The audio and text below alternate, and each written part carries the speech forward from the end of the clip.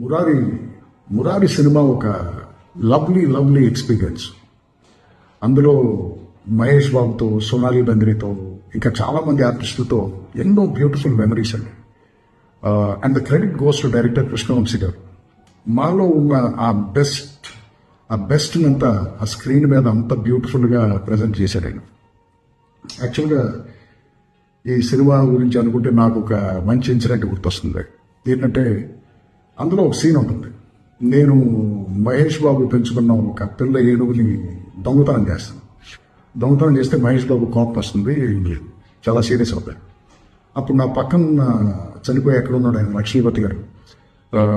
రా మహేష్ బాబు సారీ చెప్దామని చెప్పి నన్ను తీసుకెళ్తే మహేష్ బాబు చూసి మేము సారీ చెప్తే ఏది వాడిని ఒకసారి నన్ను చూసి నవ్వమనండి. నేను చాలా విచిత్రంగా అనేదో నవ్వుతాను. నవ్వుతే చెయ్యి జీవితం మీద వెనక్కి వచ్చేసిందని చెప్పేసి వెళ్ళిపోతాను. షార్ట్ అయిపోయింది, సీన్ అయిపోయిన తర్వాత కృష్ణవంశీ గారు లొకేషన్ షిఫ్ట్ చేస్తారు ఇంకో సీన్కి. నేను కృష్ణవంశీ గారి దగ్గరికి వెళ్ళి, వంశీభాయ్ నా క్లోజప్ తీయలేదు కదా, నీ క్లోజప్ ఏంటన్నా. నేను అన్నదే క్లోజప్ ఉంటుంది కదా, తీయాలి కదా, మరి కావాలి కదా సీన్ కదా. నేను అప్పుడే బడ్డింగ్ ఆర్టిస్ట్ని, ఆయనేమో ఎస్టాబ్లిష్డ్ యాక్టర్. పాపం ఆయన చాలా పేషెంట్గా, చాలా పెద్ద మనుషులుగా చీటవి ఇలా ఆర్టిస్టులు వచ్చి డైరెక్టర్ని క్లోజప్ కావాలి, ఆ షాట్ కావాలి, ఈ షాట్ కావాలి అడగండి అని చెప్పేసి క్యాజువల్గా వెళ్ళిపోయాడు. కానీ ఇది నన్ను మాత్రం బాగా డిస్టర్బ్ చేస్తుంది.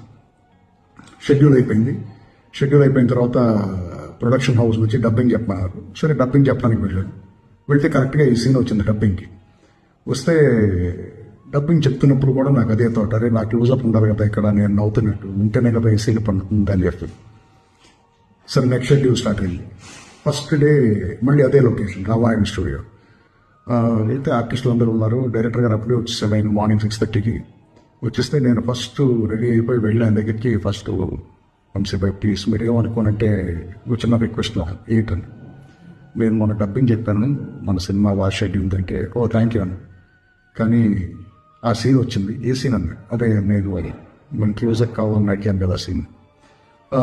ఏంటన్నాడు, ఆ క్లోజప్ కంపల్సరీగా ఆ సీన్కి కావాలి వంశీభాయ్, ఎందుకంటే ఆ క్లోజప్ ఉంటేనే ఆ సీన్ పండుతుంది అంటే. అతను ఆయనకు చూసేటట్టు వీడు నన్ను వదిలేటట్లేడు అని చెప్పేసి, సరే ఆ కెమెరా తీసుకురండి అని చెప్పాడు. కెమెరా పెట్టమన్నట్టు పెట్టి, నవ్వు ఎలా నవ్వుతావు అని చెప్పేసి, నేను దొరికింది కదా ఆపర్చునిటీ అని చెప్పేసి ఆయన కట్ చెప్పే లోపల 5-6 రకాలుగా విచిత్రంగా అని రకరకాలుగా నవ్వేసి చాలా అయిన తర్వాత చాలా వచ్చిపోయాడు కరెక్ట్. మరి ఇప్పుడు చేసినది వాడతారో లేదో తెలియదు నాకు. So but anyway final cut సినిమాలో చూసిన తర్వాత షాట్ ఉంది. ఆ సీన్ కూడా నా పాయింట్ ఆఫ్ వ్యూలో బ్రహ్మాండంగా వర్కౌట్ అయింది. ఎందుకంటే అప్పుడు థియేటర్లో చూసినప్పుడు బాగా నవ్వారు జనం. ఇదొక మెమరబుల్ ఇన్సిడెంట్. తర్వాత ఇంకొక ఇన్సిడెంట్ గురించి మీకు చెప్పాలంటే, నేను ఈ సినిమా అయిపోయిన తర్వాత 10 ఏళ్ల తర్వాత కేరళలో మనసారా అనే ఒక సినిమా చేస్తున్నాను. నేను డైరెక్ట్ చేసిన సినిమాకి అక్కడ ఒక పెద్ద సీన్ తీస్తున్నాం. చాలా ఏనుగులను పెట్టాము, మనుషులు, డప్పు వాయించేవాళ్ళు, పెద్ద సెటప్. ఒక చిన్న కుర్రాడు ఒక 16-17 ఏళ్ళు ఉంటాయి. ఆ కుర్రాడు వచ్చాడు నాకు. వచ్చి మలయాళీ కుర్రాడు వచ్చి జ్ఞాన్ పరయో అన్నాడు. అంటే నేను తెలుసా? నేను అతను చూసి నేను తెలియదు భాష నాకన్నాను. మురారి అన్నాడు. మురారి ఏంటన్నా? మురారి సినిమాకి ఆ చిన్న ఏనుగుని తీసుకుని కేరళ నుంచి హైదరాబాద్ వచ్చాడు అక్కడ. ఆ చిన్న ఏనుగు పిల్లకి అటెండర్ అనమాట. ఓ అని చెప్పి నేను షాక్ అయ్యి, అరే నైస్ టు మీట్ యూ అది ఇదంటే, ఆ ఏనుగు గుర్తుందా అన్నాడు. ఆ ఏనుగు గుర్తుందా, ఎక్కడ ఉందన్నా? ఇదిగో ఏనుగు అని చెప్పి వెనక్కి తిరిగి చూపించాడు. చూస్తే నా వెనకాల ఒక పెద్ద ఏనుగు మంచి ఉంది. నేను వెనక్కి తిరిగి చూసేసరికి ఆ ఏనుగు కూడా నన్ను ఏదో గుర్తుపట్టినట్టు ఇలా తల ఊపి తొండం తీసి నన్ను అయితే అంటే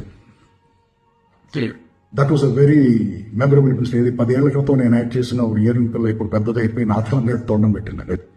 but Murari what ever lovely film, what fantastic film. Anyway August 9న మురారి సినిమా థియేటర్స్లో రిలీజ్ అవుతాం.